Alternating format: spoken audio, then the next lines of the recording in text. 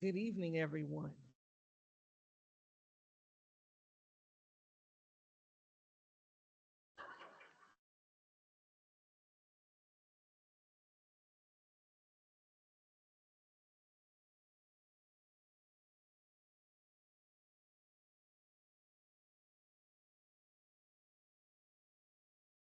Good evening, everyone.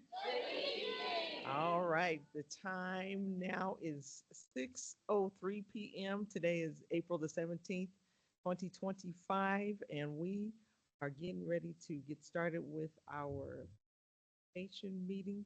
Have so many things that we are excited to do on this evening, and so we are going to get started. Um, this time we are going to have the call to order and uh, go to item 2, pledge of allegiance.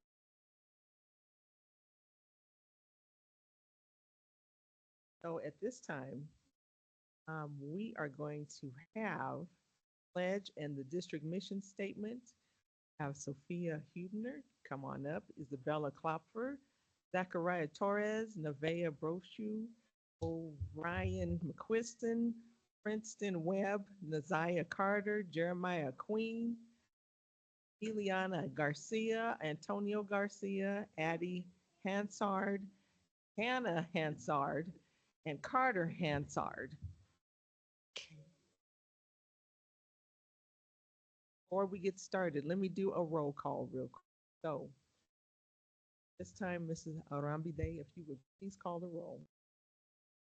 Frazier, Here. Dr. Robinson, Excuse the seat.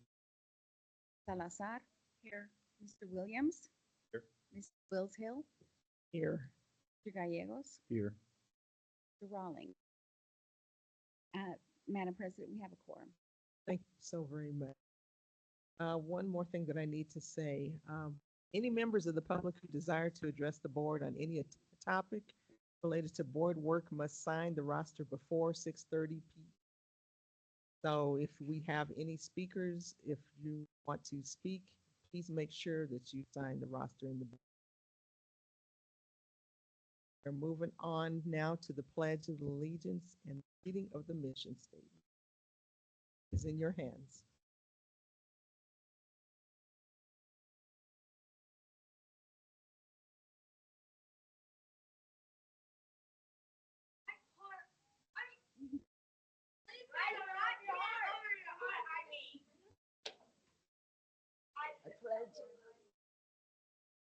To the flag of the United States of America and to the republic for which it stands, one nation, under God, indivisible, with liberty and justice for all. That's another 3 minutes.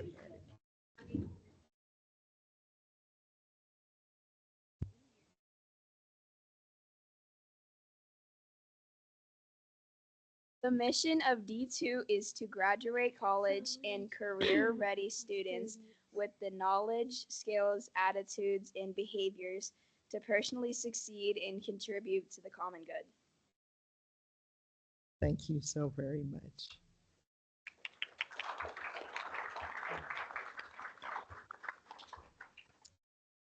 All right, so we are just moving on in our agenda. We are at item 3.1, and I just need a motion, please.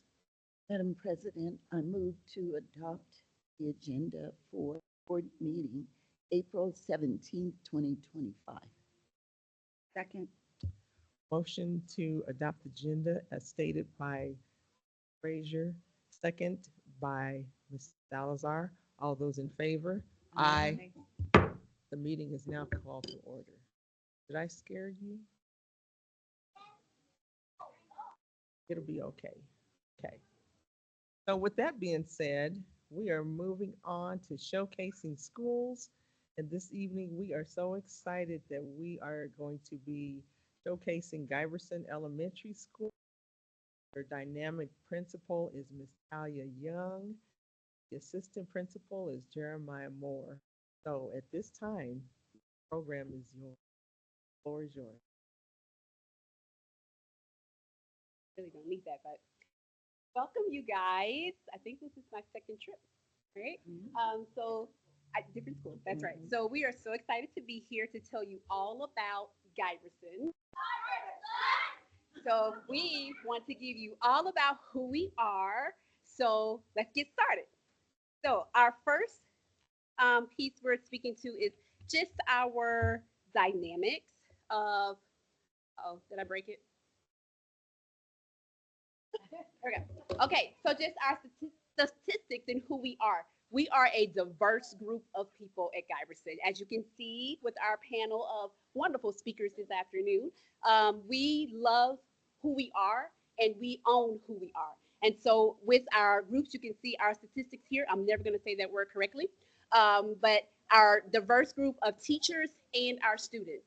With our diverse group, we have learned how to come together and be as one, and we've learned how to communicate together. I have been at Giverson just since September of last year, of this school year. And when I say a diverse group that comes together and talks together and pulls together, that's who we are. So we want to share more about that with you. So we first want to talk about how we are supported as Wildcats. And so Emmy's going to kick us off.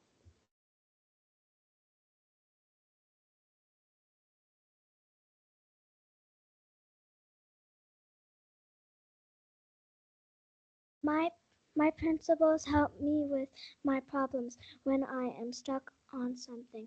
Like when people try to hurt my feelings, I will call for them to come help with my problems and get it settled so it doesn't happen again. They keep us safe. They encourage me by telling me that I am brave.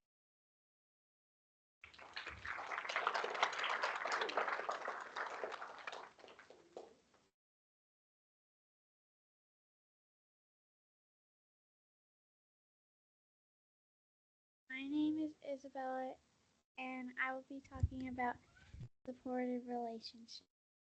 This year has been my best year so far, even though I face some challenges along the way.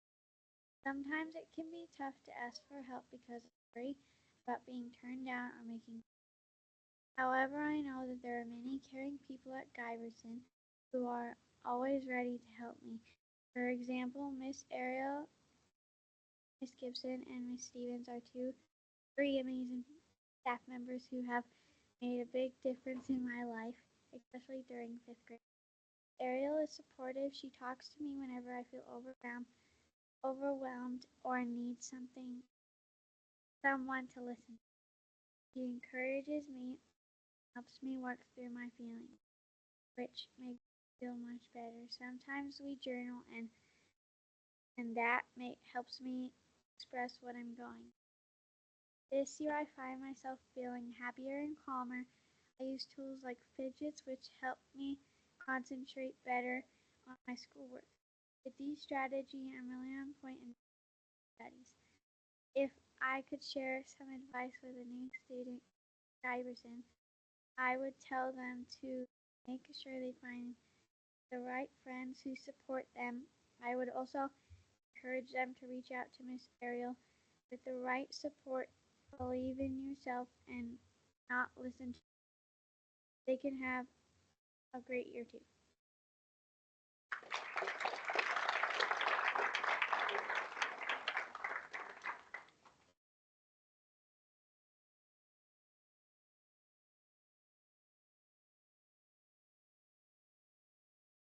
Hi, I'm Haley Nickel. I'm one of the SSN teachers at Giberson. I feel really supported here at Giberson. Staff and admin take student behaviors really seriously. That's something that trickles down to all of the teachers, all of the students, that I'm not on my own when I have a student behavior in my class. I'm not on my own when there's some kind of challenge that I'm facing. I feel like I've been empowered to take ownership and leadership over my classroom and department because I work with obviously all these different teachers who have different backgrounds, who have different education, who have different job experience. And when we can all bring that to the table, there's a different kind of leadership that we have, which has been really cool. And then I feel really grateful to be in D2. I've had more professional development in this district than the previous 2 districts I've been in. I'm a better teacher for it. And I'm excited for the plans that Ms. Young and Mr. Moore have to increase professional development in the fall.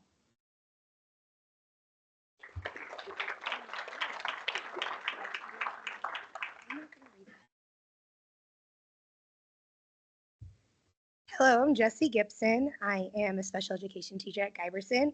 I have been in D2 and at Guyberson for the past 8 years, so I'm very passionate about our families and our students here at Guyberson.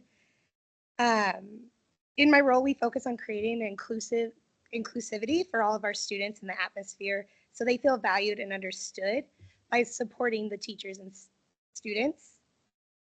This year, we have created a strong special education team at Guyberson, which has helped with accommodating and scaffolding and differentiating for our students that have disabilities, which we've seen an increase in just their performance as well as just their overall happiness in school and being able to adjust throughout the day and be more flexible, which can be hard for students on IEPs. So it's been really exciting to see that this year and just seeing them getting excited about every day coming to school. We prioritize building strong, trusting relationships with our students and parents. By getting to know them personally, we can understand their needs and motivations, which drives our instruction and fosters that safe environment at Guyberson, which we've been trying to work on, as well as just making sure they're comfortable to explore their abilities and being who they are and not having to mask and just being confident in who they are in the classroom. So advocating for my students and my families has been huge, and as well as with Ms. Young and Mr. Moore, we've created a strong foster for that and built stronger relationships here at Guyberson. Thank you.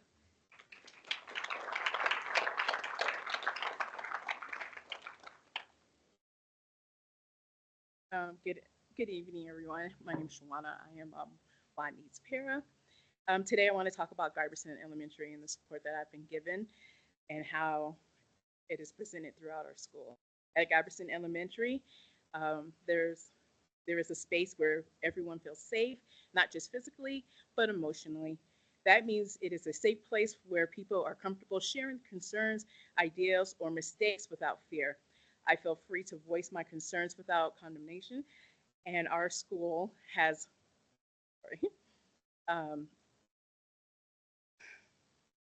our school has measurable goals that keep all of our staff wanting to improve and grow. Tracking our progress allows us to acknowledge our progress. Teachers at Guyberson all listen and value my opinions and suggestions. I feel supported by how we celebrate our small wins, the shout outs in the weekly Wildcats, or just the celebrations in the hallway. Ms. Young is helping me with my goal to become a teacher and getting connected with the Teacher Apprentice Program, which I have been accepted to. At Guyberson, at Guyberson, we are not just building a school, we're building a place where people can be their best selves. Thank you.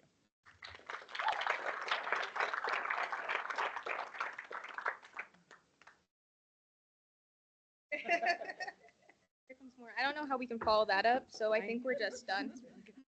Hi, I'm Ariel McPherson. I'm the school counselor at Guyberson. And I'm McGee to be the school social worker. So we were tasked with talking about our community partners and how we support our Wildcats. So on the board, there's Springs First Church of the Nazarene. So we were connected with them through Cause I Love You, and they've been a little bit on hiatus because they are going from a bigger building to a smaller building. But we know when they are full-fledged doing all the things, they truly support us with whatever we need, whether it's food, resources, clothing, those types of things. So we're really grateful for Springs First Church of the Nazarene. We also have a lot of other community partners that we use. Our consistent ones would be Care and Share with the Send Hunger Packing Program. So we know that our basic needs need to be met by our students. So the Send Hunger Packing Program provides foods for our kiddos on the weekends so that they could have consistency throughout that entire time. So that's a consistent that we have. We also have Solid Rock, which provides produce bags every Tuesday. So not only are they getting like staple goods, they're getting produce, dairy, meat, those types of things so that they have a full meal. They're distracting me over here. We also have United Way, who provides us lots of supports. We partner with Ross for clothing, gift cards, etc. type things, so that we make sure that our kids feel that sense of belonging and have shoes on their feet, clothes on their backs. Assistant League also helps with that. Christmas Unlimited for the holidays, and then Omen's Biker Club really helps during the holiday time too, providing turkey baskets, those types of things for our families. So those are some of our community partners. And we also have partnerships and resources within the school. We really want to foster a sense of belonging with everyone that's part of our community. So we can't do everything, Miss Ariel and I. We try. But when we can't do everything, we also are connected with community resources that we can give the names for families, for food, clothing, housing, mental health, medical needs. In the building too, we have a clothing closet that kids can access at any time. Miss Ashley, our health tech, typically uses it. It's like, okay, let's go get you changed. Let's get this clothes. But you need a belt. Let's go to use that. So we use that often. We also provide school supplies for our kiddos at the beginning of the year, so that they always have access to whatever they need. So if they're doing homework at home, you don't have to worry about a pencil or colored pencils or any of those things. They have that right away. And to speak for both of us, we're very grateful to have a board that honors mental health and wants a social worker and a counselor in every building. Because with that, we're able to give kids individual support.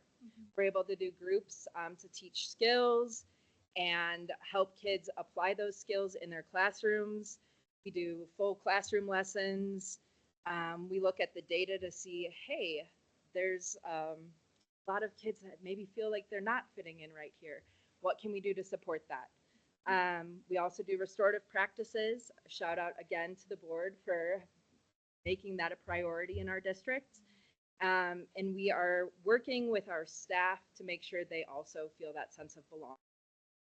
We also make sure that our staff feel supported, like feel like their mental health is okay, really try to support that, because we know if our teachers aren't okay, our students are going to be okay. So that's definitely a priority for us.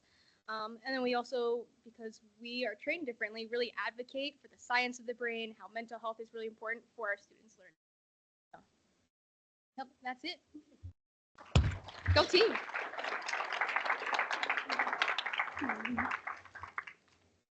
Okay, so one of our, oh, I didn't break it. Okay, so focusing on our academic performance, that is a really big focus for us at Giberson. And so one of our biggest pieces is how we are structuring routines and practices to actually support not only students, but teachers. And so some of those pieces include our instructional coaching, diverse interventions, our actionable feedback, structured teaching cycle, and these things have been imported into the school, but infused as well, so that staff understand exactly where we're going, so that students know what's taking place, and so that we're not allowing bodies to slip through the cracks. And so Ms. Stevens is one of our interventionists at Giberson Elementary, and she's going to speak more to where we are with our academic focus and how she's supported through that process.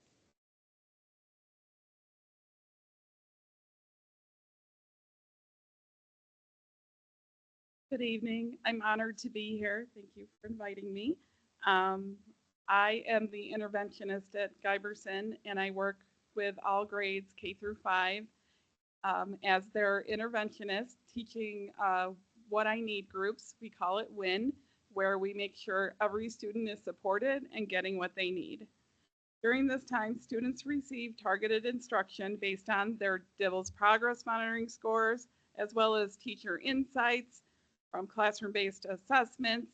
And in general, we sit down together and discuss where students are at, what they're learning, what they're excelling in, and what things they still need. We meet twice during each 15-day cycle at the midpoint and endpoint for checkpoints to discuss whether the interventions are working or not. These groups are intentionally fluid to ensure we are meeting students' evolving needs. One aspect that makes Giberson a great place to work is that we focus not only on what students need, but also on what teachers need. We are committed to providing teachers with the tools and strategies necessary to support their students effectively. One way I contributed to this effort this year was by partnering with my instructional coach to create a lesson plan for my 5th grade students. Based on data and team discussions, we determined that these students were competent, fluent readers who were already reading at or near grade level. What they needed was to deepen their comprehension and understanding of the text they were reading. So it was really important that we put them in text. We designed a lesson plan centered around the RACE strategy. RACE stands for restate the question about the article, answer the question, cite evidence, and explain. The plan broke down each step in detail, and students completed a graphic organizer to support their thinking. From this organizer, they were able to construct well thought out paragraphs summarizing what they read. My principal, instructional coach, assistant principal, and our district's ELG coordinator worked together to create a plan for me to share this strategy with other teachers during one of our Monday morning PLC meetings. We modeled the strategy with actual students in front of the staff, allowing teachers to see it in action and learn how to apply it in their own classrooms. Sharing knowledge like this is one of my favorite parts of teaching at Guyberson. As someone new to my role, I've experienced tremendous support, and our students are clearly benefiting from this kind of collaboration. Thank you all for your support. I'm proud to be here in the D2 family.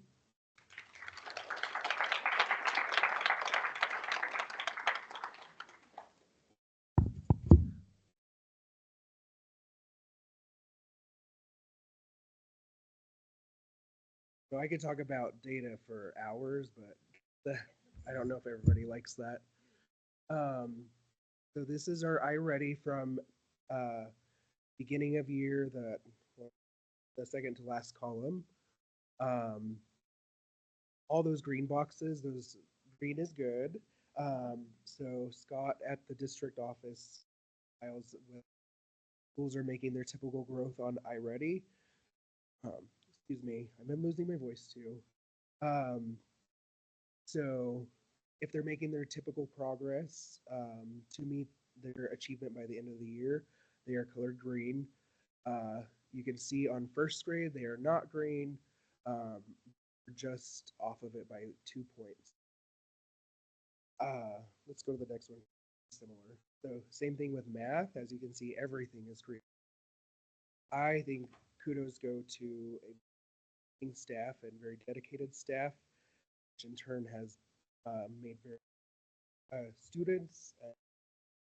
Everybody has been giving their all this year, so I really thank all of you.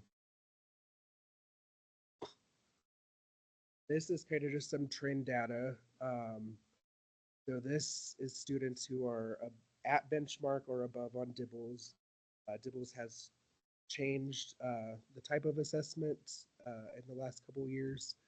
As you can see, we've kind of had this history of going up and down the past few years, and we are going to change that. And then this is students at or above benchmark.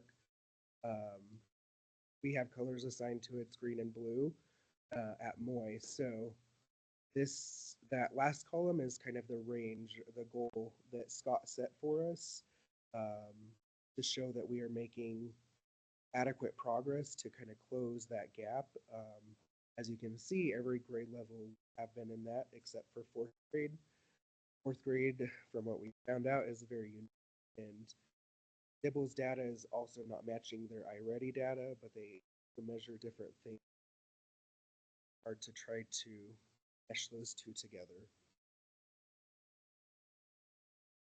Okay. So just to give a little bit more clarity to our data, we are right now it's a turnaround school, and that is promising data for us.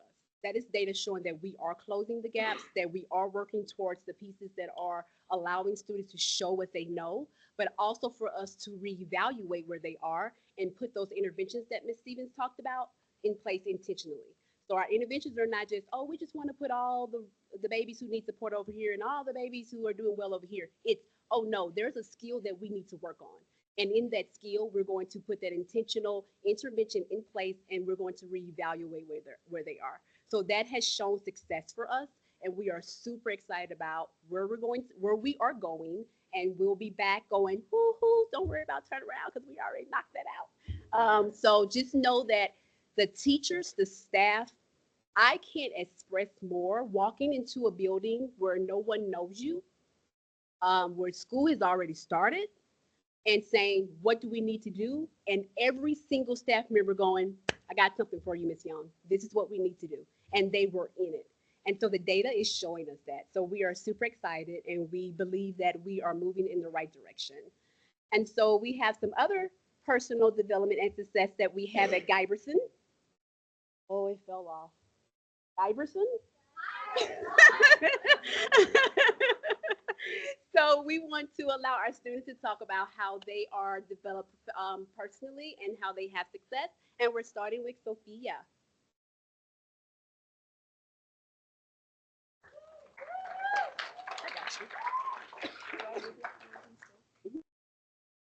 Repeat the affirmations after me. Today is a new day.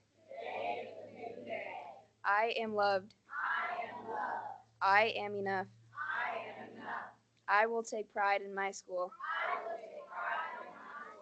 I will excel in my own way today.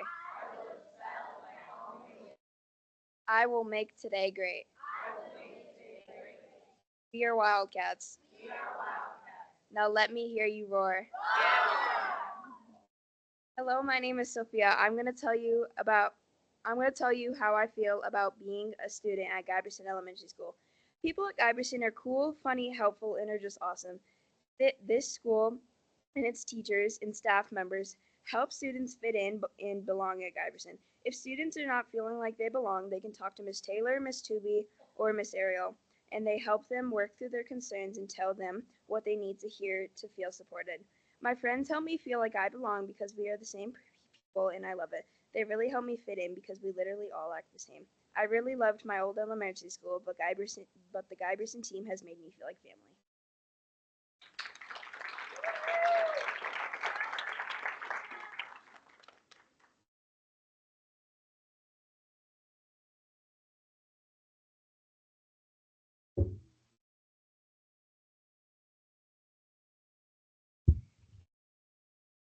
Hello, my name's Hannah. I am going to talk to you about personal responsibility. As a student at Giberson Elementary, showing responsibility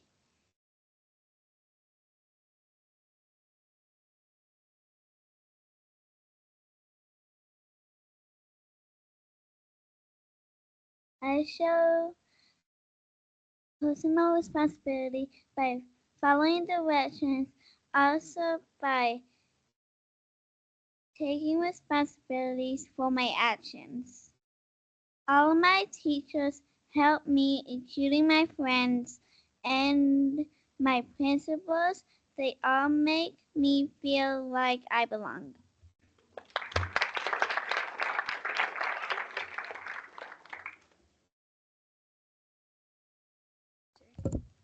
My name is Addie. Integrity is really important because it means that people can trust me and I can trust them too. When it shows when when we show integrity, we do the things that we believe are right, even when no one is watching. For example, when I first came to Gibson, I had to think about who I wanted to be friends with. I chose to be friends with Lily, Jocelyn, Malaya, and Malia because I know they were trustworthy and they support me and help me and express my feelings, which is important for me. They encourage me to find my voice and not be shy. Having friends who show integrity is great because I can trust them to make a good choice in class and around school. When we all try to be honest and do the right thing, it helps us create a positive environment where students feel safe and happy. Integrity ensures that we hang out with the right people, make best decisions, and always tell the truth. Being honest is super important. It builds trust. When my teachers know I can count on me to be truthful, they help me better. I show integrity in the classroom by following the directions and doing what my teachers ask of me, no matter what might be happening around me. For example, during a test, I always keep my head up and focus on my own work. Being honest of about what I know. This helps me motivate me to try my best and be the best every day. When I live with integrity, I feel proud of myself and I know that making a positive difference in my school and with my friends.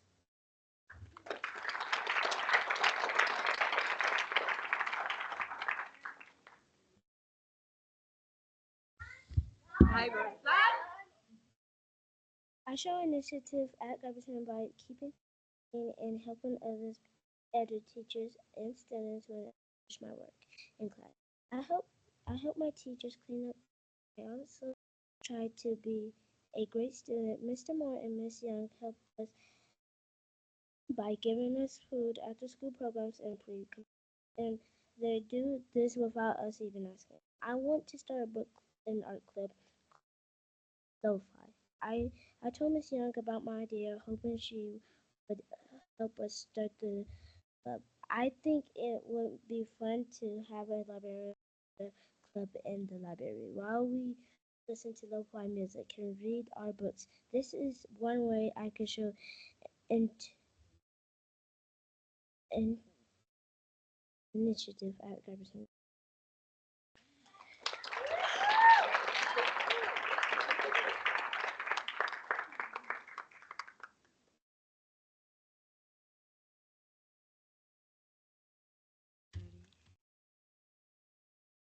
Every time I do my work, I do it in my head sometimes.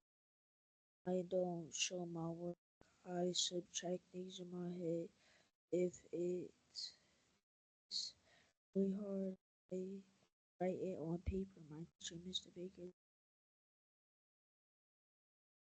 I have to show my work by writing the steps I do it in my head. It helps me see it done right or wrong, but I really like to do work in my head.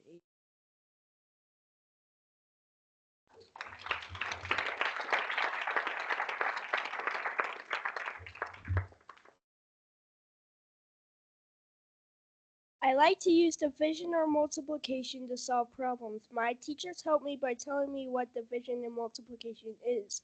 My teacher gives me another way to do multiplication. That makes me think differently about how I do my work. Sometimes it's not helpful, but I know my teachers working to build my brain power. I use division to do multiplication because dividing is the reverse of multiplication.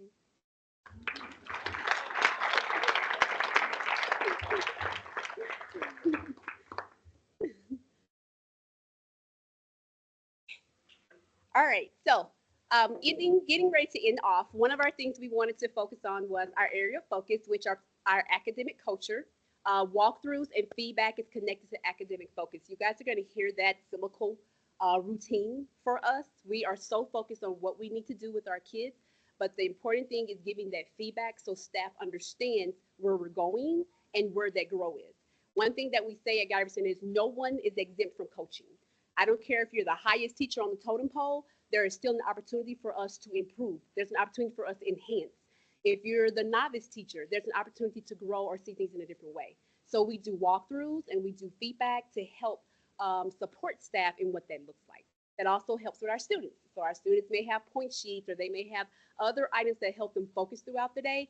We review those pieces with them so they know where to go. So that's really big for us. ELG is another focus.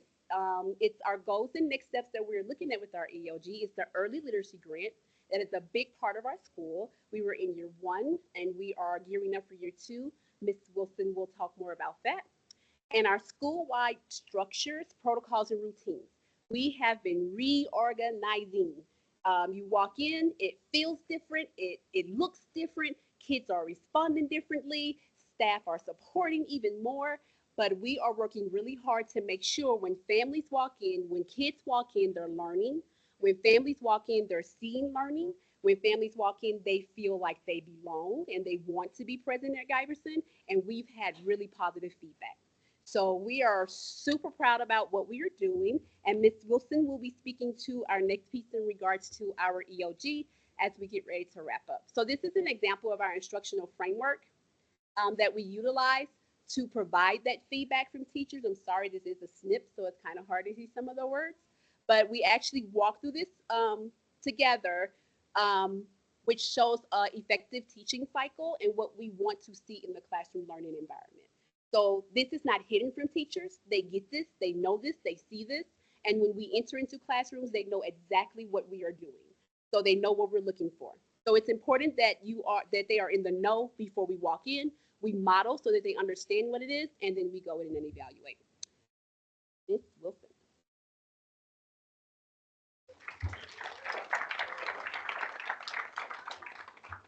Hello, I'm Miss Wilson, Bernadette Wilson. I'm the instructional coach at Guyberson Elementary.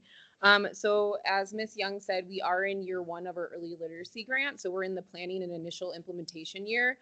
We have years 2 through 4, which is the operationalizing stage, and then year 5, which is sustainability.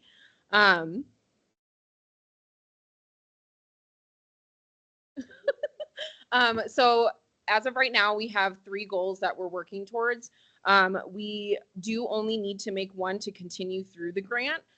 So the first one is 50% of K through 3 students initially scoring in the well below benchmark on DIBELS 8 will demonstrate above average or well above average progress in reading. The second goal is 50% of K through 3 students performing below or well below benchmark at the beginning of the year will attain proficiency by performing at or above benchmark on the end of year DIBELS 8 assessment. And then the third goal is 50% of K through 3 students initially scoring below or well below benchmark on DIBELS 8 will progress by at least 1 performance category. As of right now, we have hit goal number 1 as of middle of year. So you can see below, K through 3, we're at 50% with our middle of year data. And then K through 5, we're at 48%. So that's what our ELG is. That's how it's going. So we're really excited to move forward in the next couple of years. We have a wonderful team. We have a wonderful consultant, Brenda Nardo, that's been helping us just put a lot of different things in place at our school, like our literacy team that has been created this year, and that we've looked at the literacy evaluation tool for the ELG, which is a rubric. And we've actually rated ourselves in each category. And then moving forward, we know what we need to do to get ourselves to proficiency. Thank you.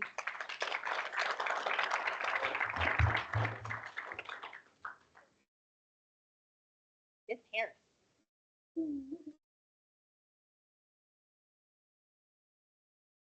Hey y'all, my name's Mrs. Harris. I teach kindergarten at Guyberson Elementary. I came from a long background of working in preschool, and so this is my first full year in kindergarten. I started mid-year last year, and woo, it was wild. And not being able to see the build to where like kindergarten curriculum ends was a struggle for me, and I contemplated leaving and going back to preschool. I'm so glad I didn't. I have just loved this year, although I've faced many challenges with the group of kids in my classroom, and but I've just fallen in love with teaching kids how to read.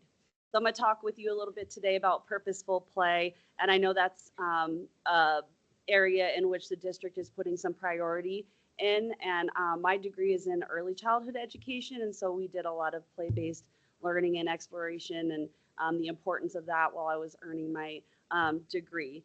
So the first thing I asked, and Jeremiah can attest to that, when I was interviewing for the job and I was asking him questions, is there a time for play in kindergarten? And I was delighted that he said there was. And so we have like 2 types of play that we do in kindergarten. We do open-ended free play exploration, and then purposeful play where we're playing towards a learning objective.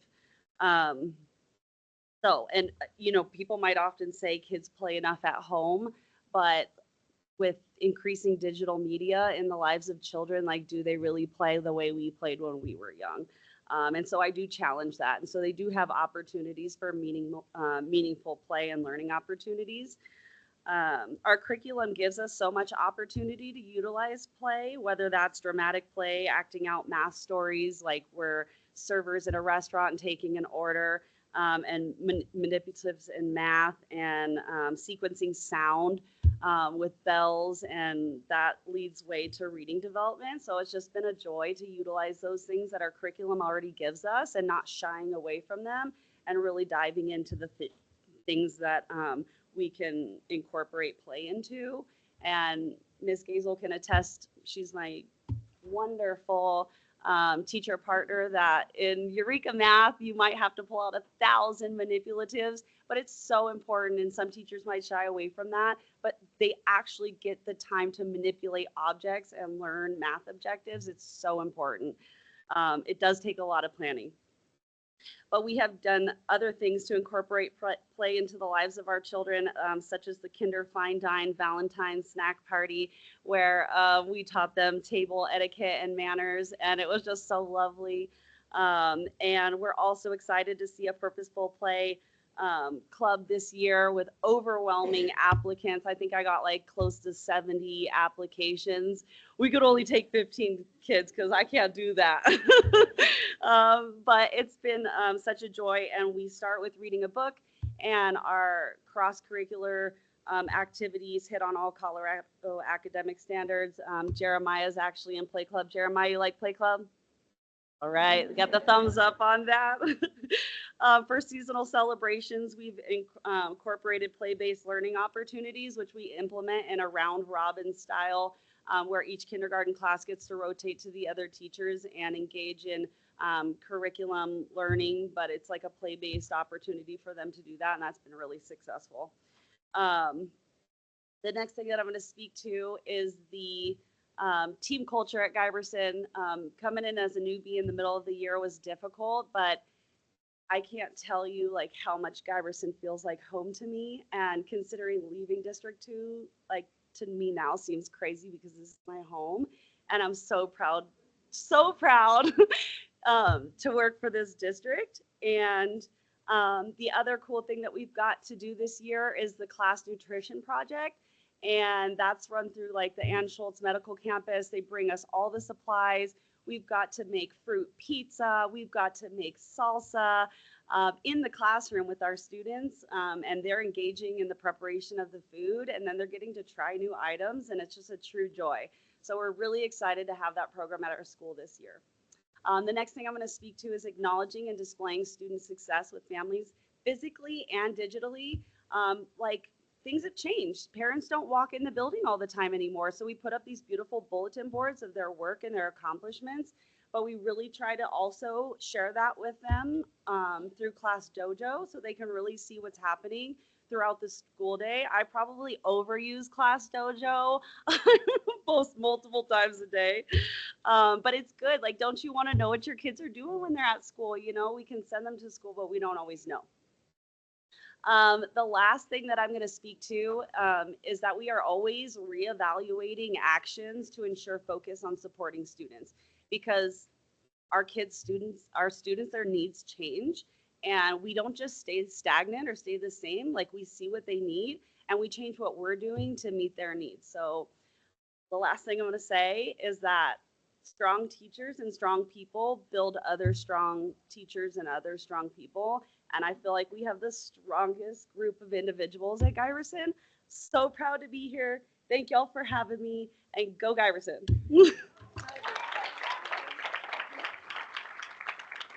So we all would like to say,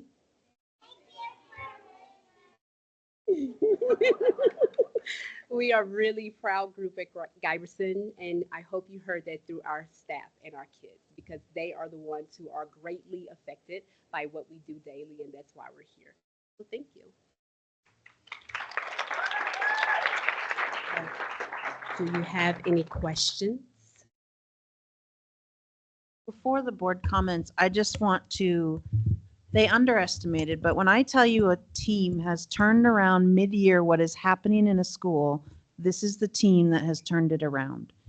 They coming into this season red, and there's no way we're staying red. And that's every single one of you who was working your tail off, students and staff and parents, and they come to work, they take the feedback, they do what is needed, and they are just happy to do it. Now, I will say in Miss Harris's kindergarten class, going to circle time, sometimes I go to help, and sometimes I'm not the best help, Miss Harris, I know. So I go look for Miss Tuvey or Miss Ariel to help me help the kids. But everyone is all hands on. I get to spend more time at Guyberson than most schools because that's one of my schools on my list that I get to be part of. And I just, to see the change, folks, you don't see it because you live it every day, but the change is a story to write about. And I can't wait to celebrate with you all when we are ready to celebrate, because students and staff, you've done amazing.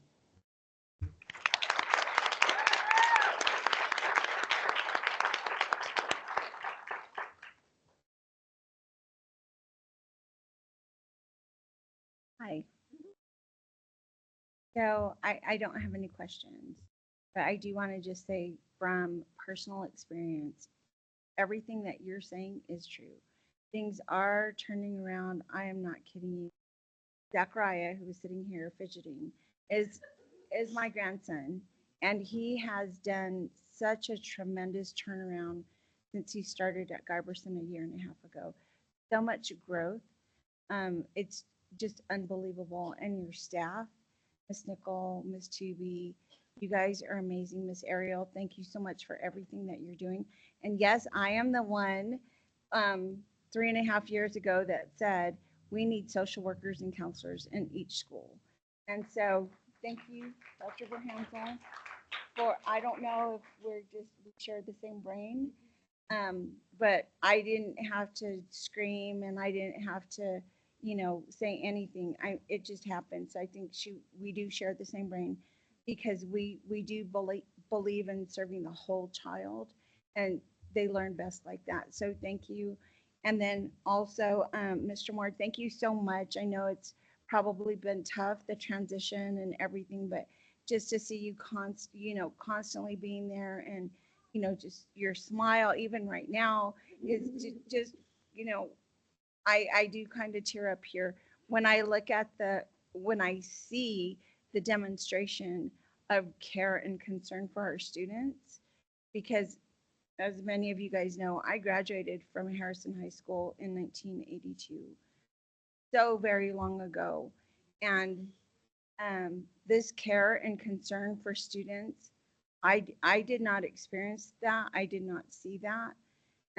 I was there at a time where we were going half days because there was only one high school. And so they probably didn't even know my name. But I know that you guys know every student's name. I see you guys greeting at the door every morning. I see your staff out there. And I'm just so proud of everything that you guys are doing. And so I feel so fortunate to be able to say thank you from this seat, because I get to experience what you guys are doing every single day.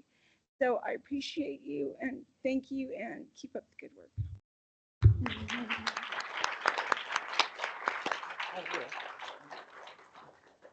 A couple of things. What I heard from students and staff are two words: happiness and supported. And that works full circle for students, community, and staff. I am so pleased to see this turnout from the parents. I'm going to give you all your kudos and give you a good round of applause because you're here supporting your children, and that's important. The team is doing their work and it's working, and I'm with you. I can't wait until you all get off that turnaround mess. But thank you so much. The teamwork is outstanding. The kids are beautiful, and let's just continue. Thank you.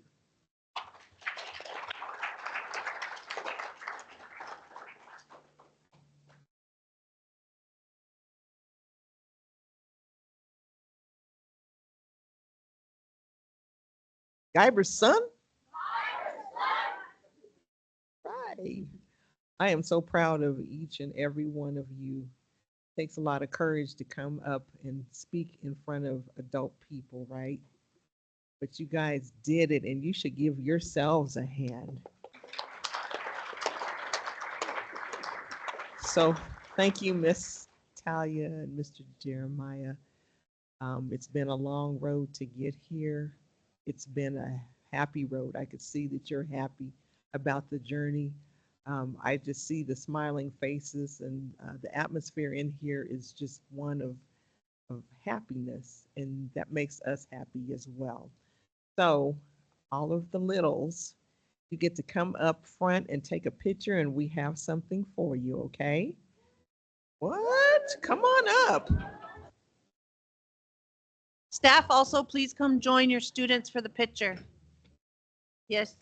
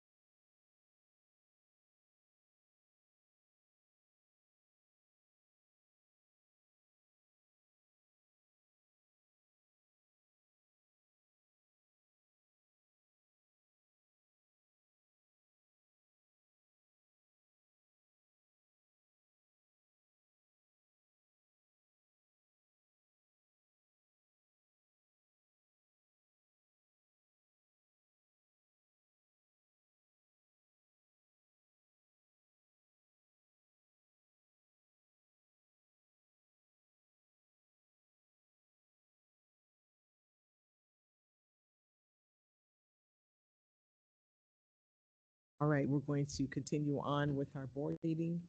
Once again, we really appreciate all those who attended from Guyverson. You did an outstanding job, and so we're moving on. We are at item 5, which is communicating with the public. 5.1, we're going to ask Mr. Bodwin if he would come to the microphone. This is going to be Misha Rollins' last evening as a student board rep, and we are so related for him, but we have mixed emotions because he has been such a dynamic part of the district in representing. So at this time, Mr. Bodwin. Good evening, great and powerful D2 school board. Misha. You know, I could go up here and speak at length, but the word proud is what keeps coming to mind. And I've run by the last conversation we had in counseling a couple weeks ago. And I got called to counseling to talk with Misha and his counselor about a class he was feeling frustrated with. And, you know, we had this in-depth conversation. We've been keeping tabs on where next, where are you going to go? He's got all these amazing options. And the thing that I kept going back to was, Misha, you're bigger than this. You're bigger than this class. You're bigger than this school. You're bigger than this role. There's so much more to you than this small piece that defines your greatness and the start of your next chapter. And when we talk about a mission of excellence in every endeavor, you have embodied it. I've been able to speak on you at this mic about the things you've done academically, the things you've done for our community in this role, the things you've done through student council, through athletics. And, you know, I just want you to remember that you always have these moments where you talk with students, and we have amazing universities in town, right? UCCS, CC, Pikes Peak State College. But when you do this long enough in high school, you start to see kids that know that they need to get out, right? And when we've talked about what are the schools that you're looking at, and, you know, they list some in-state and some out, you could always see that I think you were ready for that to go. And I know that you will do great wherever you go. And that's the beauty of being a stallion, whether it be across this city, whether it be across this state or across this country. Wear that cardinal and gold with pride, because it has prepared you for that. You are bigger than a class, than a grade, than a role. You will do big things, my friend. Just remember, it all started here with these wonderful folks. I'm incredibly proud of you. You got to come back. You got to stay in touch. But thank you. You've done an amazing job of representing me, of representing Sierra, of representing your students. And you've left some incredibly large shoes to fill. And I'm excited to speak on Don Juan a little bit. But right now, this is your moment. And I'm grateful that you've taken this on, this challenge, and you raised the bar for what it means to be a stallion. And I'm just incredibly grateful. Thank you for accepting Misha and pushing him. We've seen it in our building, and he's just the next in a long legacy of amazing stallions. So congratulations, sir.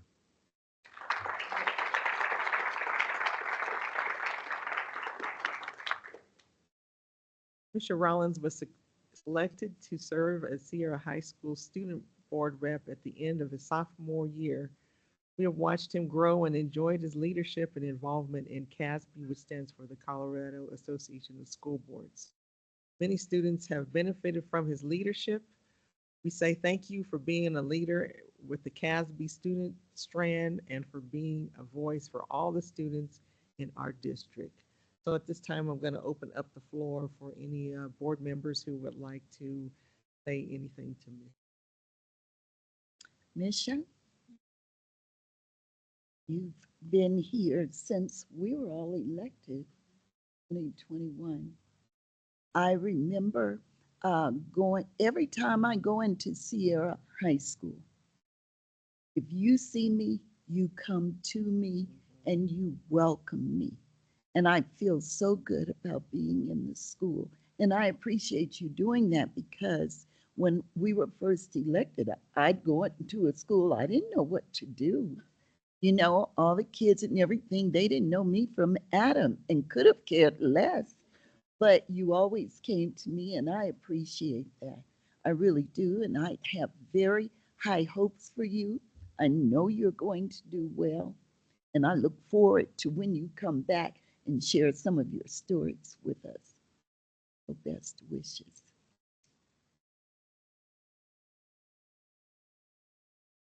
I would like to say I'm so proud of you. I know when we interviewed you, I was just blown away by your futuristic view. You wanted to come into this role to learn as much as you could, to get as much experience so that you could change the world. And just like me. So we're going to get along great. But I think too, you have so much ahead of you, and I'm so excited to see what you're going to do because you're just a great person. You care about everybody, and the way that you look at things around justice, I think that blew me away. So I'm excited. And when we interviewed you, you wanted to go into law, and now it's something a little bit different. But whatever you do, you're going to be. And don't worry about the small things, because that passion that you have inside of you will drive you to get through those tests and classes and everything else. So don't sweat the small stuff. Just keep on looking for it.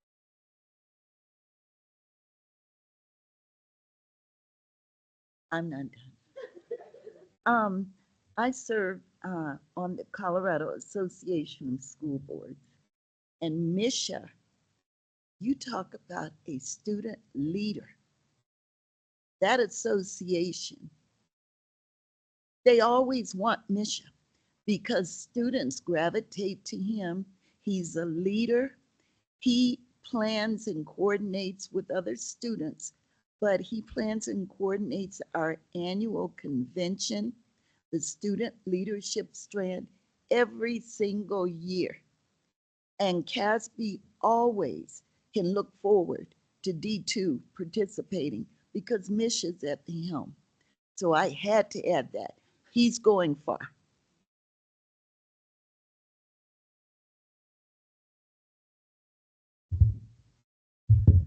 Oh, Nisha. I just want to say a quick thing is that you're loved in the community. I have seen it a lot being part of the student leadership team. You were out there. You were like the popular one. Everybody wanted to talk to you because they knew you were a good person. And everything about that just makes you build your character.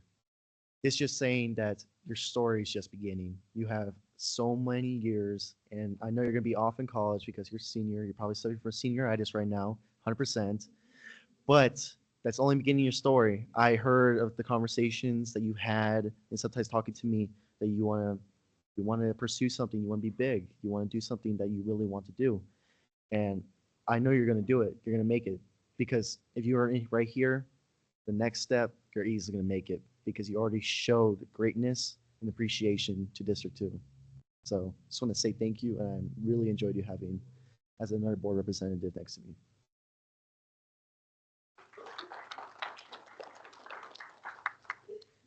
When we interviewed, I just thought about the fact that there was something that you said that I will never forget.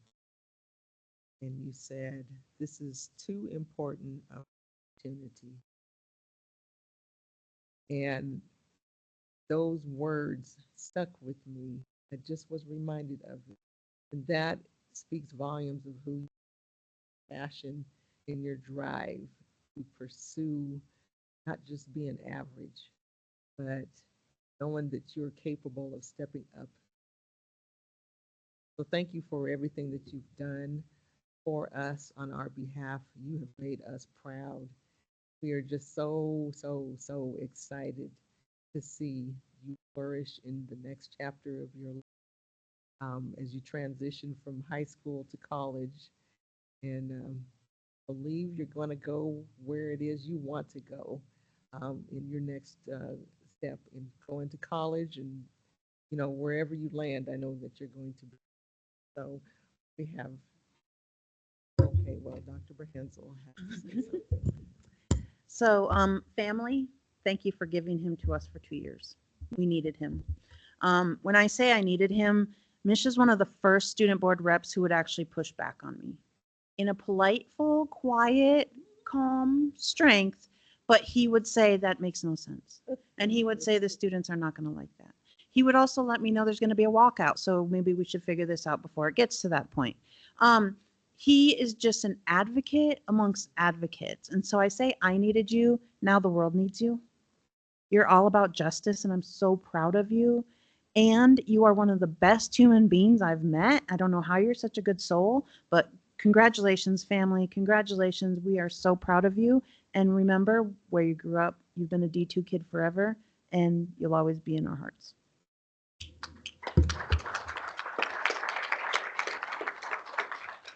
So we're going to take a picture, but we have a little something for.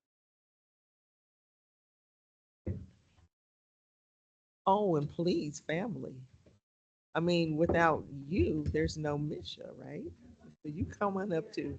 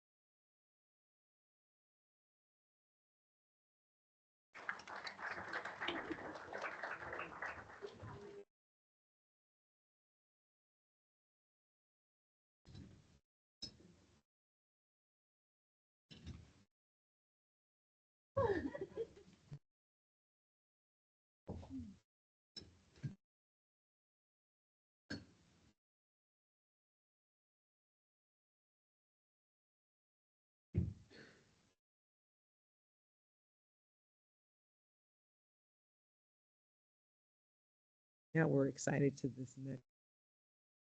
When we're saying goodbye to one person, we are now saying hello and welcome to our new school board member, or board member, Marisa Don Juan. Has been in HSD2 since she was in kindergarten and has lived in the community all her life. She has been an excellent student and maintained her 4.0 GPA as she has been involved in sports and clubs. She has developed cultural awareness for her community that has allowed her to understand and be a voice for her community. She loves public speaking, especially when she is speaking of something she is passionate about.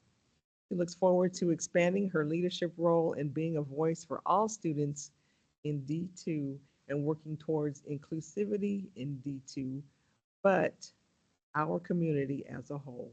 We look forward to working with her and watching her as she continues to thrive. So if you will come on up, Marisa.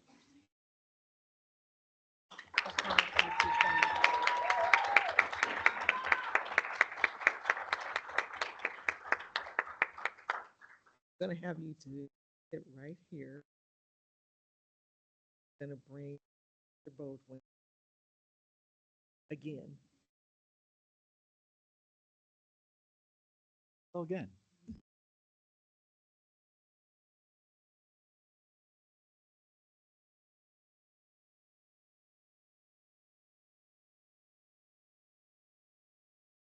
Start over or didn't that statement of every day is a good day to be a stallion, I think rings more true than ever because I have the honor of recognizing, or I'm so proud that we have multiple students that are getting recognized tonight that fall within the three big buckets of academics, athletics, and the arts. As we were sorting out who's going to get to speak about who, I called immediately dibs on Miss Don Juan. Miss Don Juan is in the top 5%, top 5% of the sophomore class. And when you have conversations with students about their goals, a lot of them say, I want to be at the top of my class. I want to finish with these grades, with this attendance. And we love setting those high goals. And it's one thing to say it. It's another thing to be about the work, to be gritty every single day in the classroom, to show up day in and day out to get to that top percentage. And I had the proud principal moment of getting to go through this process of working with kids to interview for this open board seat. And when I got to debrief with the board after, the first thing you all said was, you made it hard, which is a huge honor for me. And it's one of those things that I know what our kids bring to the table. And when you talk about a mission like excellence in every endeavor, we truly mean every endeavor. And so the fact that we've got kids recognized tonight for academics, for athletics, and for the arts, it just makes me incredibly proud. And I talked about the big shoes that Misha is leaving, Don Juan, but you are more than ready and more than capable of taking that role. And after we talked about you made it hard, we put a lot of great candidates. I said it just depends on what you're looking for. If you're looking for somebody that is courageous, that is intelligent, that is kind, that can find their voice in a seat like this, I said Don Juan's an easy yes. And when you walked out of that interview, it was a tough choice, but you rose to the top because of that, Don Juan. And I want you to remember that. And I'm an English teacher. English teachers always make the best principals, I'm just saying. So as I was reflecting and thinking on, what literature speaks to me about this moment and the responsibility that comes with stepping into this for the next 2 years, I thought of Teddy Roosevelt and one of his very famous pieces of work, but we tweaked it a little bit because this is the woman in the arena. And so this is for you, Don Juan. It is not the critic who counts, not the woman who points out how the strong woman stumbles or where the doer of deeds could have done them better. The credit belongs to the woman who is actually in the arena, whose face is marred by dust and sweat and blood, who strives valiantly, who errs, who comes short again and again, because there is no effort without error and shortcoming. But who does actually strive to do the deeds, who knows great enthusiasms, the great devotions, who spends herself in a worthy cause, who at the best knows in the end the triumph of high achievement, and who, at the worst, if she fails, at least fails while daring greatly, so that her place shall never be with those cold and timid souls who neither know victory nor defeat. I challenge you to dare greatly, Don Juan, and dare greatly because you've got Stallion Nation behind you. Know that, okay? We'll show up for you because you're showing up for us. So thank you. As you took Misha under your wing, please take Don Juan under your wing. She'll do the same for y'all. Thank you.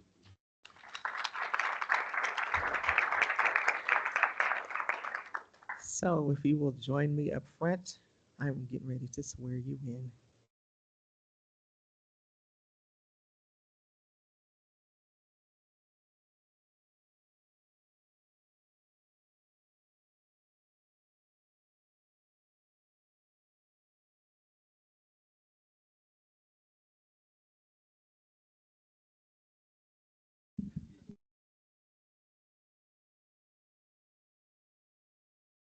All right, repeat after me.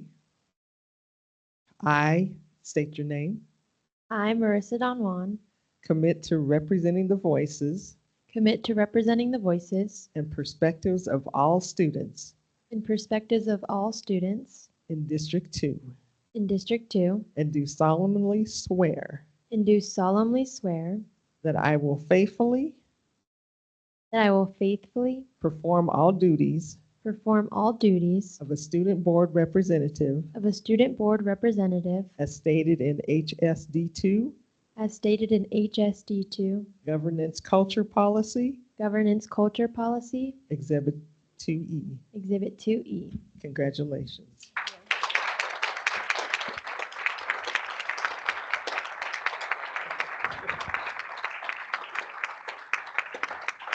So we're going to, at this time, invite all her parents, her family, Sierra High School, Terman staff. You're going to join us on the dais for some pictures. How's that?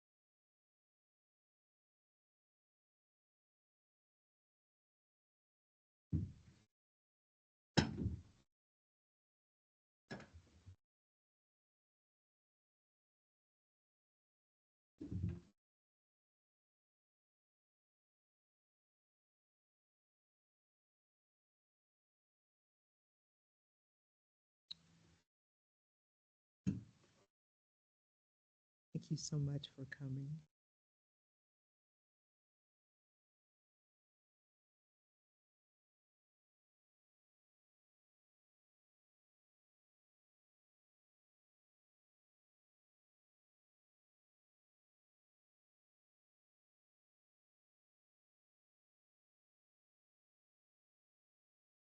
Okay, so we are at the next item, which is 5.2. Um, we enjoy showcasing our schools every month and celebrating the accomplishments of our students and staff. Tonight, we are recognizing Sierra High School students and staff. It's a Sierra High School night tonight. First, and if you'll just come up and just wait, is Liliana Limon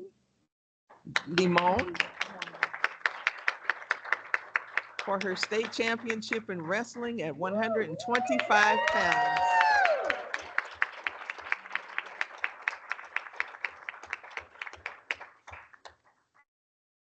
Your arms. Wow, that's impressive. I'm sorry. You're on the map. I want to look at her from far away. So Mr. Vecchio is going to come up and he is going to speak.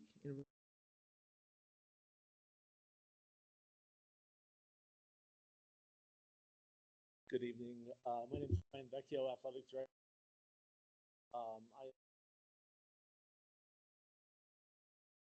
Liliana Limon, as was just noted, Liliana was the class 4A 120 wrestling champion.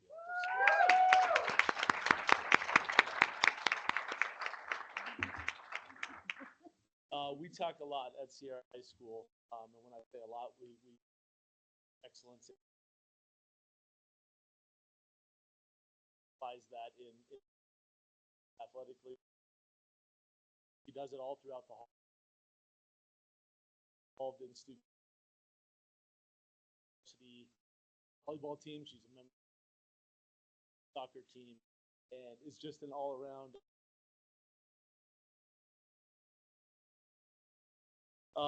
Couple things I wanted to mention about her. Lily's record this year was 30-7. Tremendous record for somebody who's coming back again here, has an incredible amount. And excited to see where that goes. She's a Stuco member. I'll a quick Stuco here in just a second. She fits in the top third of her class. She does amazing work in the classroom every day. And I think one of the things that first struck me when I got to Sierra High School is walking up and down the hallways first. She has an infectious personality. She gathers people, gravitates. It was really humbling for me. Our she is on the mat is the person.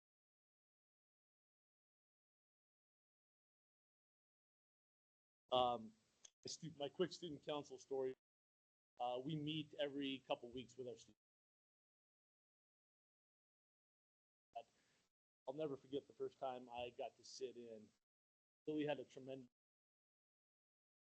things to ask for, advocates for students, ask for advice, sitting her while. I think really what gets talked about when you have a state champion is how hard somebody works all the time. Hard work. I think what often goes unnoticed is sacrifice. But really, Lily has to give up a lot of things. Time with her friends, time on the week. That's something that I think is. And I think the last thing I'll say and just leave is, I think a lot of times true character is how you handle it. And I remember back to school after,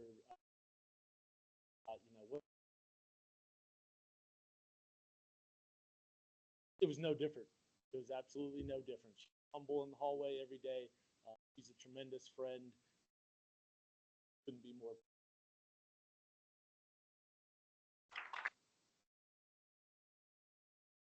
I just want to. So as a wrestling mom, I just need to add wrestling is a family sport. So thank you, family. I get the weight cuts, I get the workouts, I get the sweatsuit, I get it all. And it is a commitment. It is giving up a lot. But what I'm most impressed over those wins is how you act on the mat. You could have beat someone's butt, but you never know it because you treat them with respect. You get up, you shake their hand. It is always with pride of being Sierra Stallion. I'm just so proud of you. Yes, I want the championship. I'm loving that. But your behavior, you could whip some of those girls that you don't, and you treat them with respect every single time. And I'm just so proud of your behavior, your personality, and how you're just respectful in regardless the situation.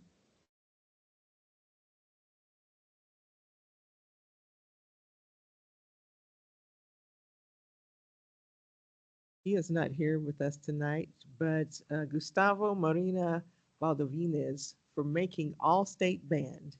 So we want to give him a hand.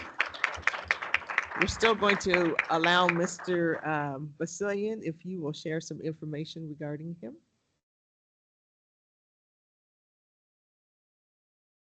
My least favorite place to be is in front of a microphone, which is very similar to Gustavo. If you talk to him in the hallway or see him anywhere, you would never know that he is just a phenomenal force of nature when it comes to music. A junior as well, just like Lily, and was able to make the All-State Band this year. I would have to go back and double check, but I believe it's the first All-State musician we've had at Sierra High School in over a decade. As someone that's been a part of the All-State Steering Committee, seen what those look like, having students go to those events, I know how incredible it is, and I love that Gustavo is setting that precedent for us at Sierra High School now. He is going to be an intern in the district next year, working with our middle school students and our middle school teachers. He's going to be a phenomenal musician for the rest of his life, and we're so excited that he brings that passion and the excellence that he brings to our school every single day.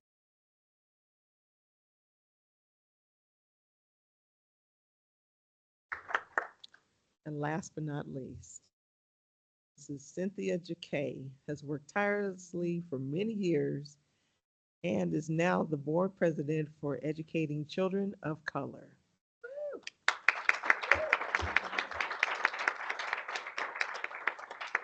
We congratulate her on her dedication to D2 and students of color throughout the community. So congratulations. I guess let Connor come up one last time. This is the Connor board meeting, I think. Okay, I'll be short with this one. Mike is on. A memory that I always go back to with Cynthia, and it's been a theme of her time at Sierra. We often do a second round when it comes to assistant principals. The first round's at the school. The second round usually will happen at the admin building. And I was sitting in the room with Dr. Burhansel and Miss Lawfer, and we were just talking about the candidates and what we thought. And I said, you know, Cynthia, there's something about her. We connected the first time we met. And I said, after the interview, let me get like 10 minutes just to talk with her about the mission and where we're trying to go. And I think we sat in that room for about an hour and just talked about the work. And we constantly go back to that of, you know, it is an honor to grow up on the Southeast side. It is an honor to go to school in D2. It is an honor to graduate from Sierra. And when we show up for our community the way Cynthia shows up for our community, that is the work. The amount of hours, it's a full-time job. And she shows up for our kids with love and compassion and just with her heart on her sleeve. And it culminates in this giant, amazing event for kids. And then it's like, are you going to take a break? And she's like, no, I got an ECOC meeting like the next day. So I am better every single day that I work with Cynthia because I try to humble myself and remind myself it's about the work. And if there's one person that exemplifies what it means to be about the work, it is Cynthia Jacquet.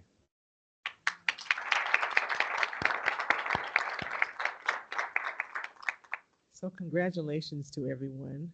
We want you to come up and take a picture. It's your time. And we have some things for you too.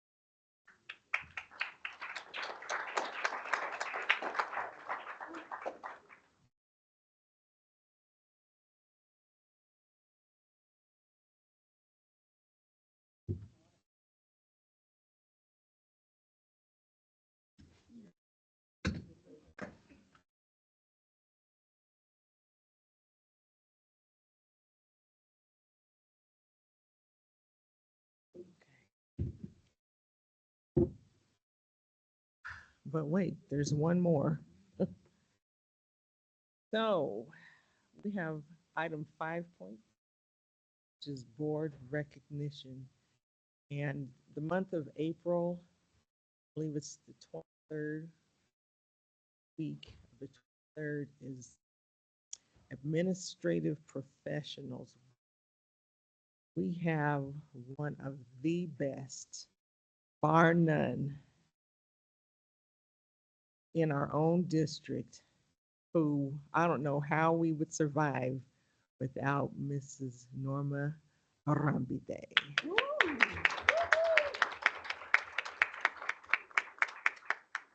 So, Miss Norma, I don't even know.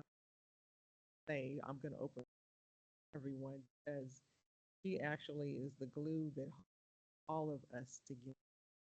So, I'm going to open up anyone who wishes to speak.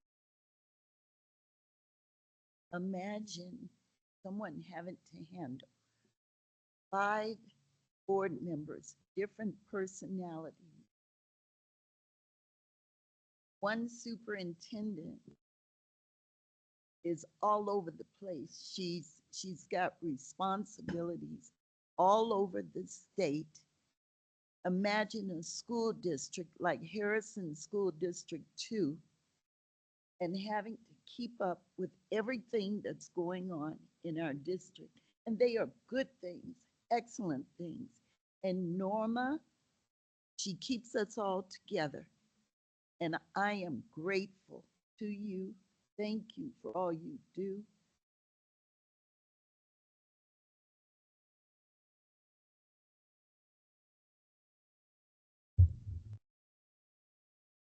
Norma, oh my gosh.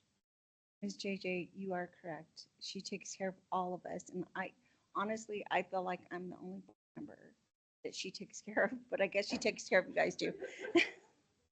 So, Norma, thank you so much. I appreciate you. And there's only one other person that I think I know that can keep an organization straight. And I never thought I would meet another one, but everybody needs a Norma. I'm not kidding. Everybody needs somebody like you to keep things organized and keep us informed and keep things straight, and a flight buddy, somebody that keeps me from getting lost in the airport and lost in a different city. I hate traveling, but sometimes, you have to take one for the team. But I seriously feel so safe going on trips because you're there. I think there was one trip that I didn't want to go on because you weren't. But I think that speaks to how trustworthy you are to keep us all organized, and then as a friend, thank you. You are a good friend. You are a leader. You are humble. You are just everything a person could ever ask for. And so thank you so much for not only being supporting us as a board, but thank you so much for being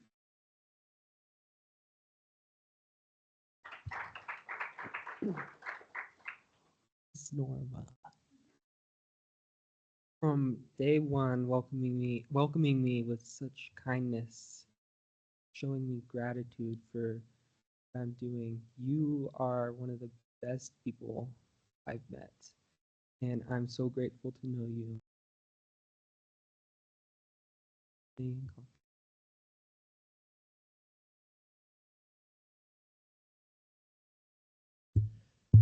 Well, I just like to say thank you, first of all. Every time I enter district building, I just go in that building over there. First thing I always get asked, how are you doing? Most of the time, I respond with truth and honesty. And with other people, I would just say good or fine. But I actually, every time I'm actually feeling mentally down or mentally happy, I would actually tell you the truth because you actually engage in the conversation, trying to find a solution, and I really appreciate it. In addition, you have seen me in so many different situations. Once I was sick, my grandma was passing, and sometimes pretty happy, but you were always there, just always appreciate me and just say that everything's gonna be all right. In addition on that, you just always help me with like whenever I have fundraising opportunities. And like, I appreciate everything from that. And I just believe I wish I can write more letters, but this is my all coming from the heart. I would never prepare any speech because everything that you have done to me has impacted me in the heart. And I just appreciate every value you have done. And you gave me new morals and values to make me a better person because how nice and outspoken you are.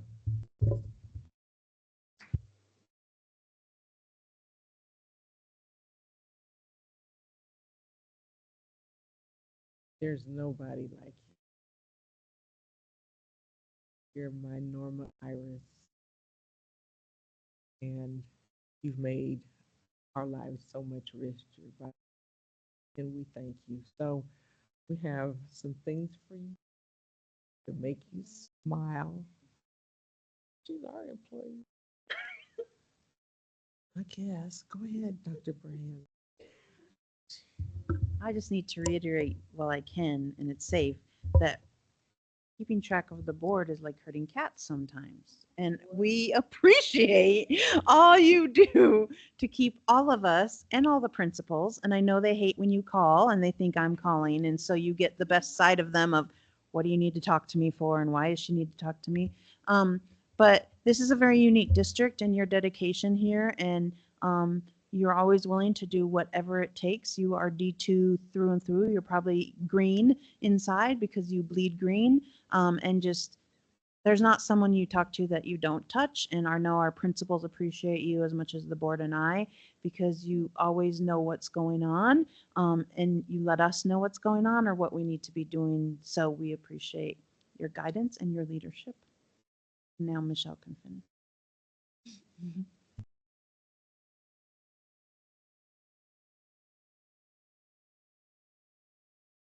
You are our sunshine.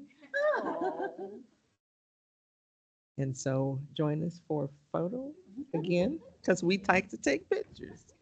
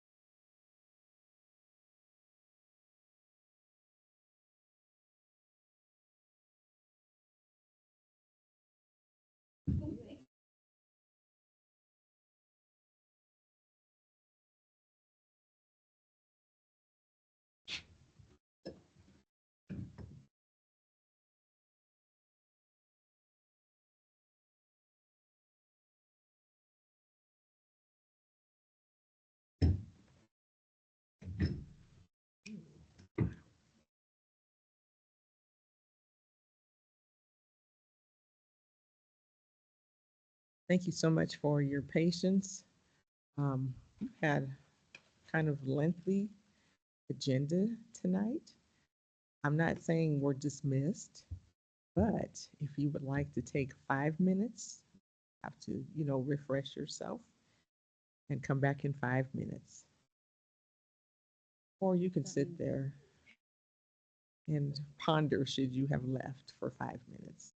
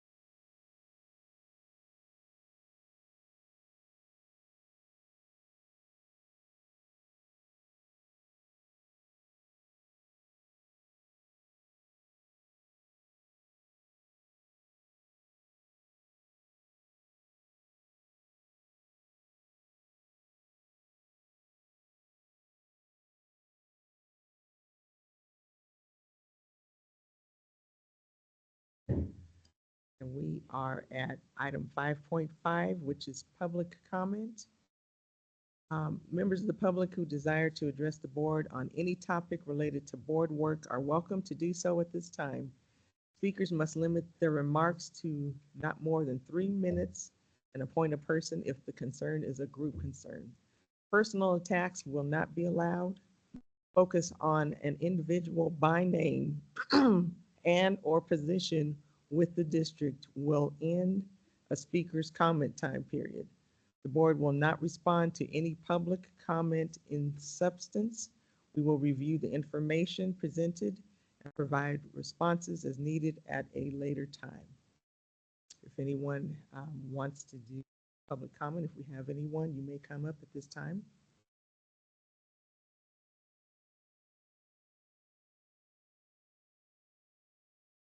If you could state your name and introduce yourselves and provide your home address and child school if that is applicable. I have it on the list. I don't have it. I don't have a child. I don't have my. But I do have. My name is Shay. I'm a D2 community member, and I'd like to do this letter. You have exactly 3 minutes. Ms. Norma will give you the time to start. Every child is taught from a young age to stand up to bullies. Currently, D2 has silently been the bully behind closed doors by allowing people in places of power to abuse that power in order to weaponize board policies in the name of self-preservation, rather than use those board policies to hold leaders accountable for district-documented bad behavior. The board has remained silent in a situation that they know is not best for the district or best for students. This district is currently standing against and remaining silent on the very thing that makes people proud to be D2. Equity and justice are the foundation of the values of D2 school district, yet those are empty words when not one person is willing to stand up for a victim. District policies GB, GBAA, and GBEB all prohibit unwelcome or offensive harassing behaviors and emphasize professionalism. Professionalism doesn't include mistreating or harassing those you supervise with unwanted behavior. It doesn't include retaliation against people for them reporting those behaviors to the appropriate authorities and supervisors. And if disagreeing with someone in a place of power holds more weight and consequence than harassing the staff members you supervise and receiving a district letter of reprimand on all of the previous stated board policies, then D2 is not a district someone should be proud of. D2 now has the opportunity to practice what it preaches, correct wrongdoings, and stand for the same values taught to students in D2 schools. The community is asking the board to use executive session to right this wrong. After reporting her supervisor's behavior, while the guilty party remains in leadership, Kiki Fidmont should not have been fired from Sierra High School. They deserve better, as does D2. Thank you. Thank you for your comment. At this time, we are moving forward to item 6, which is the board consent agenda. Item 6.1, we have approval of minutes, work session March 6, 2025, and board meeting March 19th, 2025. Item 6.2, OE2, Superintendent Emergency Succession Monitoring Report, Dr. Wendy Berhansel, Superintendent. Item 6.3, OE10, Communicating with the Public Indicator Report, Christine O'Brien. At this point, I need item 6.4, a recommended motion, please. Madam President, I move to approve the board consent agenda items as stated. I second. Motion to approve the board consent agenda for items stated by J.J. Frazier, second by Mrs. Salazar. All those in favor? Aye. Motion approved. Going to item number 7, 7.1, Superintendent Consent Agenda, April 2025 Personnel Report and Comparison Report. I just need a recommended motion for 7.2. Madam President, I move to approve the superintendent's consent agenda items as stated. I second. Recommended motion to approve superintendent's consent agenda items as stated by Frazier, second by Mrs. Salazar. All those in favor? Aye.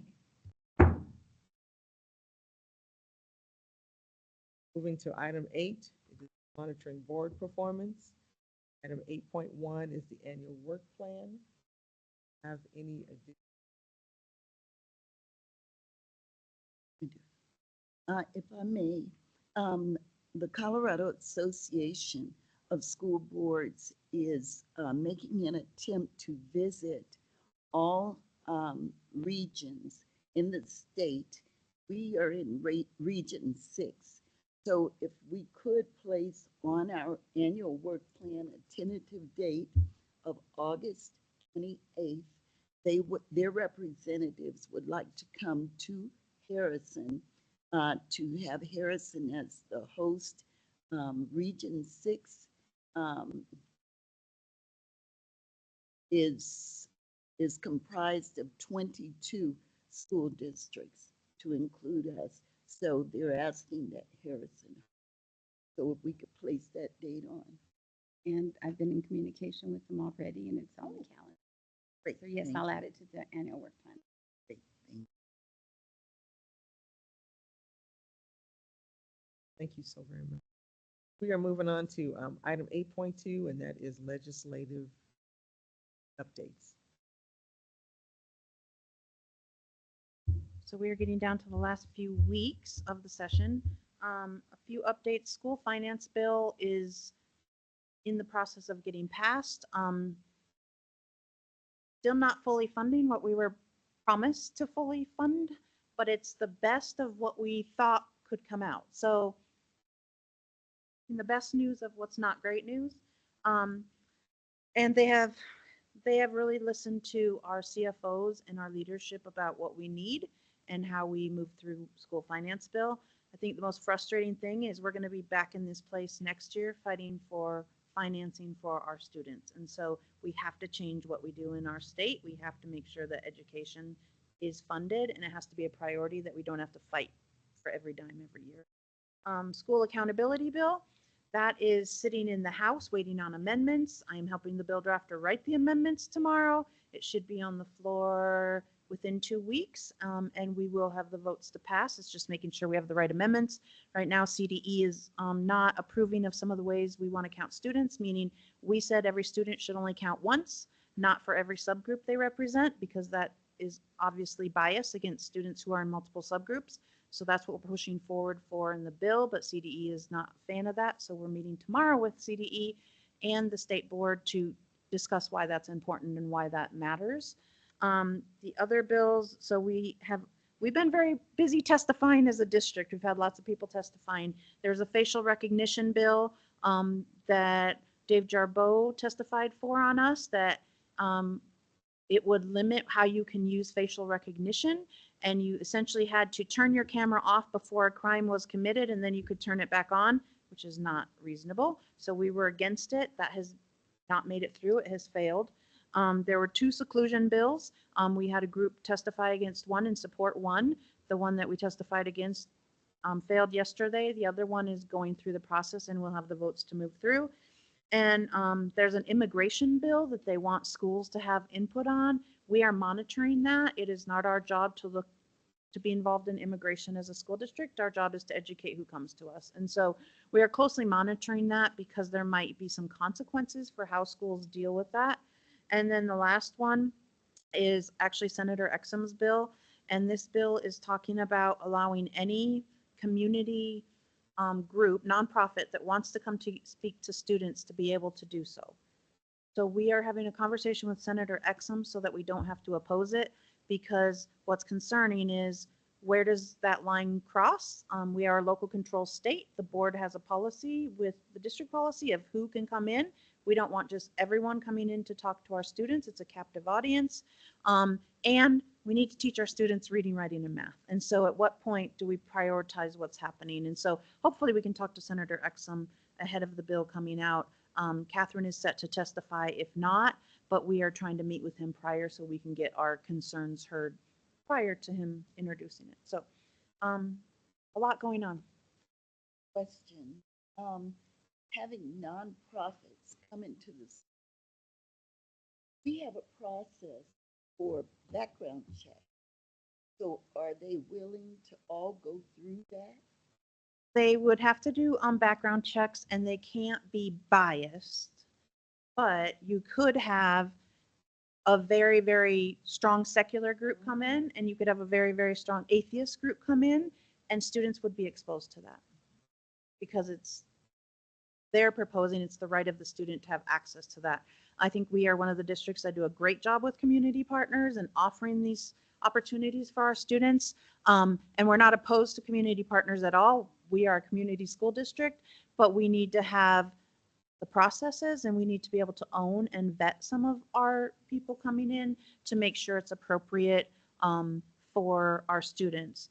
People pushing back on the bill, CASB, CASE, CEA, so all education folks are pushing back. Our alliance will push back.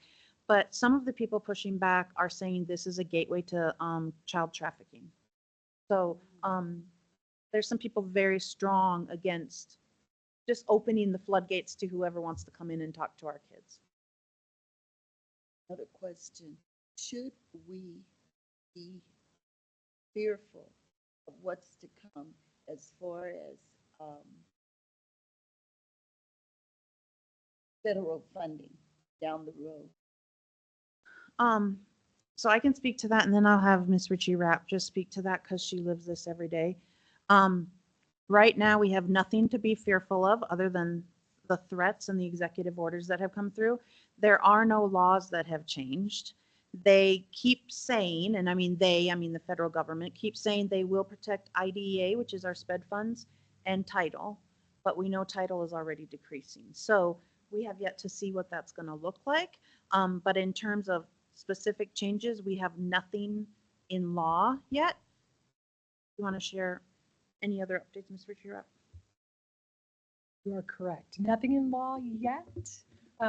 We are one of, I believe it's 12 or 13 states that have declined to sign the certification that the state of Colorado is in alignment with Title VI of the Civil Rights Act.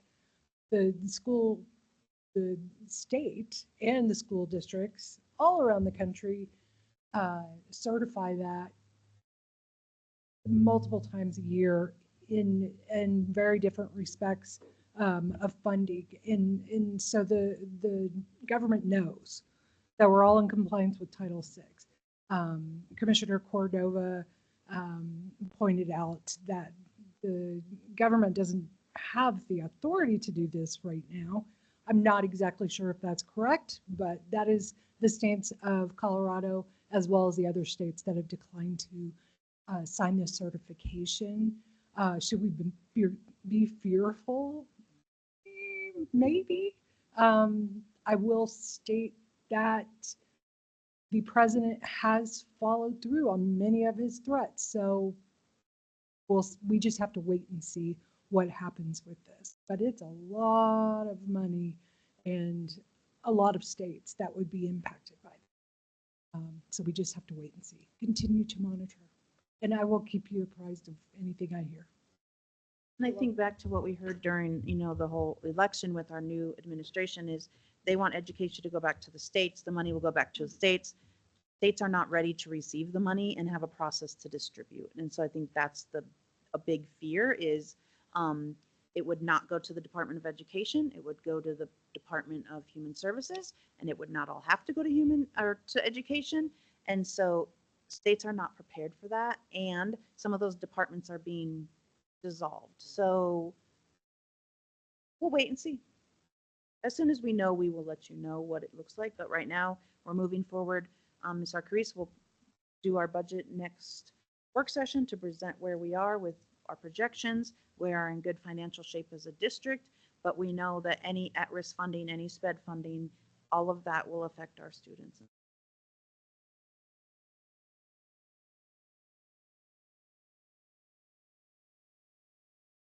Thank you. We are at item 9, is to adjourn. I have a So, quick question. Yes. Before we adjourn. Dr. Berhansel, you talked about the count, like the student count Can you explain that a little bit? Definitely. So, I hate to have to explain it, not because I need to explain it, but because in Colorado, it makes no sense how we count kids. So we have a group of all students. Then we have a group of at-risk students, meaning poverty or students who receive free and reduced lunch. So if I'm an all student and I'm in poverty, I count twice. Then if I speak another language, I'm in a third group, I count 3 times. Then if I'm in SPED, I'm a 4th. Then if I'm a minority, I'm a 5th. So many of our students count 5 times for our accountability system, whereas a white, affluent, non-SPED, English-speaking student counts 1. So 5 counts to 1 count. So it doesn't mean that we get more money. Absolutely not. Absolutely not. And then we use those test scores to say these districts aren't doing well and these districts aren't doing well. Our current accountability system truly measures parent income in the community. It does not count, it does not measure student success or student growth or how they're impacted with what the school's doing to change outcomes. And so this doesn't make sense. It should be one-to-one correlation.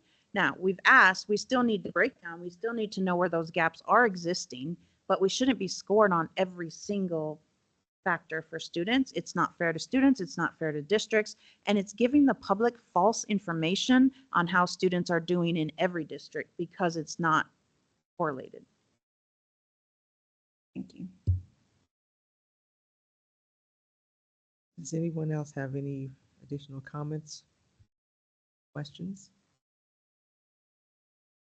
We are at item 9.1, and I just need a motion to adjourn. I move to adjourn. I second.